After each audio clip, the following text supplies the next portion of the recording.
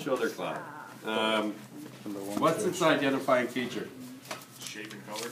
Yeah, the color of the lean muscle tissue. The fact that it's super lean, and the fact that it has muscles going every which way tells you that it's a shoulder, not a top round. It looks a little bit like a top round. But just realize when you look at it closely, it's got muscles going this way and that way and that way. All right? How would you cook it? Not cutlet. Braise it. Braise is your best bet. Braise or slow roast. Shoulder, moist cook, always pretty much. Shoulder. Number 2, Sweetbreads. veal sweetbreads. Right? How would you prepare them? Poach it, peel it, press it. Pan-seared, good. Poach it. If you just write poach, that's sufficient enough. Poach it. Or pan-sear, that's okay too. All right? Some people will deep fat fry it. Number 3, leg of lamb. And how would you prepare a leg of lamb? Leg of lamb. Roast it.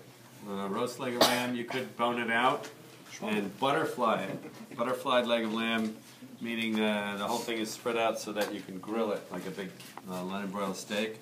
You could also cut it into chunks or kebabs. Right? Excellent for dry cook. There's one part of it that would be moist cook, and that would be the shank. But you wouldn't purchase this whole thing for braise. Just the shank would be purchased for braise. All right, number 4. Bacon. Canadian bacon or boneless smoked pork loin. And what would you do with Canadian bacon? Eggs Benedict, breakfast food, slicing. You could bake this whole thing too. Glaze it, maple glazed, slow roasted pork loin. Delightful. Little homemade baked beans. Country pumpkin in rubber. Number 5. Dry aged export. Beef export rib, right. The aging part, I don't care if you say it or not, that's okay. But beef export rib. What number? 109D. What number? 109D. What number? 109D. What number is this? 109D. Oh, 109D. No, it's not. I hope you remember that a few days from now. Export rib. Number 6. Hint. Beef tenderloin pismo, PSMO, peeled side muscle on. And what would you do with beef tenderloin pismo? Medallions, roast it whole too, right? Typically medallions or filet mignons. What number? 1898. What number? 189. 189A. Do you agree? 189A? You're all jumping off the bridge together? Yep. Good, because that's correct. As long as we jump Number together. 7. Beef shank. Beef kind shank, really, but beef shank. What would you do with beef shank? Stewing. Yeah, typically stew, soup, broth, ragu, How stuff much like that. smaller is a pork shank? Huh? Pork shank, how much smaller would that be? A pork shank would be like this big. Okay. So what would be your range? So that's definitely beef. Okay. Number 8. Beef skirt steaks. Beef skirts. More than one in the bag. Kind of wrinkly, long, flat. What would you do with skirt steak? Really? Grill. Grilling steak, fajita, slicing steak, things like that. Wrap them up. 121C. Number 9. 121C. Oh, right. Number 9 is beef top sirloin butt. Number 9. Beef top sirloin butt. And top butts can be used for what? What purpose? Steak, steak, steak, and more steak. Either large slicing steak or smaller portion steaks. All right? How much is this a pound? Anybody know? About $4 a pound. If you buy portion cut steaks from Rastelli's in Pennsylvania, they're going to charge you $11 a pound for those portion cuts. $11 a pound. Will you make money if you cut it yourself? Oh my goodness. You better. Is that hard to cut? No. A baby could do it. A really strong, like, tough baby. All right, number 10. Lamb rack. No, this is a lamb square cut chuck. Lamb square cut chuck, and we're going to go over it tomorrow in class specifically. You see the curve of the chine? This is where the rack begins, and then you see the chine bone, the rib bones. It's a little deceiving, but when you see that curve, you know it's going up into the neck. Can you call it shoulder? Lamb square cut shoulder would be fine, but you need the square cut because the shank has been cut off and the neck has been cut off. So we're going to talk about what? What would I do with this? This could either be roasted or braised, slow cooked braised. If you bone it out and roast it, it works pretty well, but it's got some tough spots to it. We're going to take this apart tomorrow, and you'll see the yield on it is atrocious, but it's cheap. You know what I mean? The yield is going to be poor, but it's going to be good. In that the price is low enough that it still works out well. Number 11, Shoulder clod. beef shoulder clod. What gave it away? The shoulder. The top blade, maybe. Beef shoulder clods are used for what reason? What purpose? Why'd you buy it? Take it apart. And turn it into Roast. roast, oven roast. You're going to serve beef shoulder clod roast beef, sliced thin? No, with a big shoelace in the middle Roast of it. beef. Huh? Okay. No, not roast Oh, beef. braise it. Braise it. Good. Shoulder. Braise it. What part might you consider for dry cook on this? Top lid. The top blade or the flat iron if it was divided and cleaned. But you didn't buy this whole big thing just for one top blade. You bought it for braise. Braise, braise, braise, braise, braise, braise. Shoulder. Shoulder blade. Think of braise. Number 12. Pork tenderloin. It says it on there. What would you do with a pork tenderloin? Roast. Medallions, small medallions. Maybe roast it. Put some jerk spices and throw it on the grill. Number 13. Short ribs. Beef short ribs. These beef short ribs are chuck short ribs. These are $3.80 a pound or $2.90 a pound. The guys I was working with yesterday were buying these like this for $8 a pound. They're buying a bandsaw. It'll be paid for in like a month. You know what I mean? Because that's a big price difference. But anyway, beef short ribs, how would you cook them? Braise. Number 14, smoked ham hock. Smoked ham hock. You gotta put smoked because there is a fresh version out there. What would you do with a smoked ham hock? Flavor. Flavor greens, beans, soup. Number 15, slab bacon. Bite. Slab. And what would you do with slab bacon? That baby up. Slice it, and why would you buy slab as opposed to pre-sliced? You can cut your thickness. You can slice it the way you want it, you can custom cut it, you can do thick, thin, whatever you like, right? Or chunks. Good. Number 16, beef brisket. Has a nose on one end, flat on the other end. How would you prepare a beef brisket?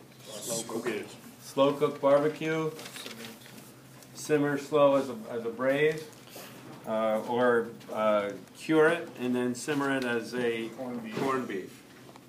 Good. Number 17. This is a boneless beef strip loin. Boneless beef strip loin, 0x1. Boneless beef strip loin will be used for what? Steaks. Steaks primarily, right? You're going to make, what do you call this boneless steak? That's the New York strip. What if it had the bone in? Shell steak. Yeah, shell steak, club steak, or Kansas City strip steak. A lot of those are used on menus, those terms. Number 18. These are spare ribs. There's two of them in there. These are full rack spare ribs. How much meat's on there? They killed the belly when they made those. Why would they leave all that meat on there? What's worth more money, spare ribs or belly? Spare ribs. Spare ribs. Are more money. So they're trimming them wide. You know what I mean? How do you cook spare ribs? Slow cook barbecue, mop them. You know what I mean by that? Mop them, put the sauce on there, and crisp, crisp, crisp, crisp, until it's like a caramelized mess of delicious.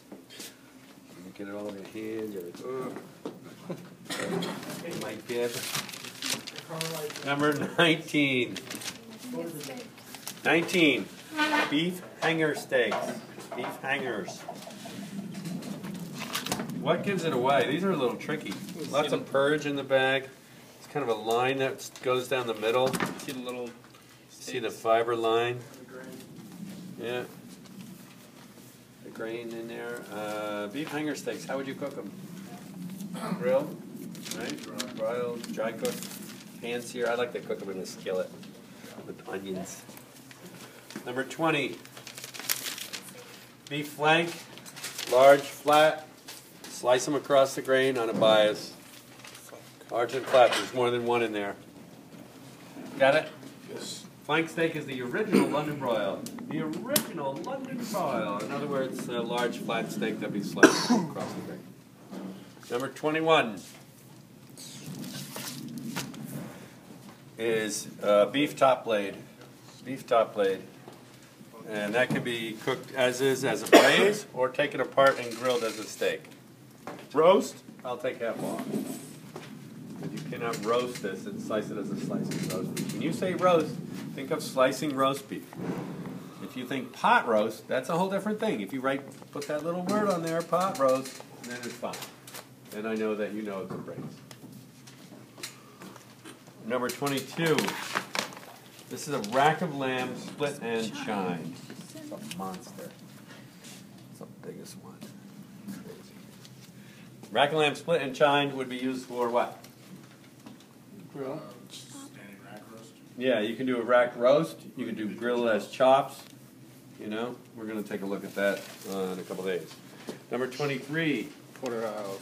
Beef porterhouse, huh? Look at that. Nice. No tail. That's a good one. Beef porterhouse.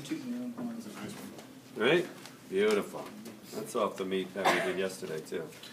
How would you cook it? You better say grill. All right, number 24. How would you tell which one's the tenderloin? The tenderloin would be the circular size. What if, how big or smaller, how much smaller would it be for a T-bone? A T-bone would be, you figure like so. So You know, you figure about 1/3 of this is tenderloin. Okay.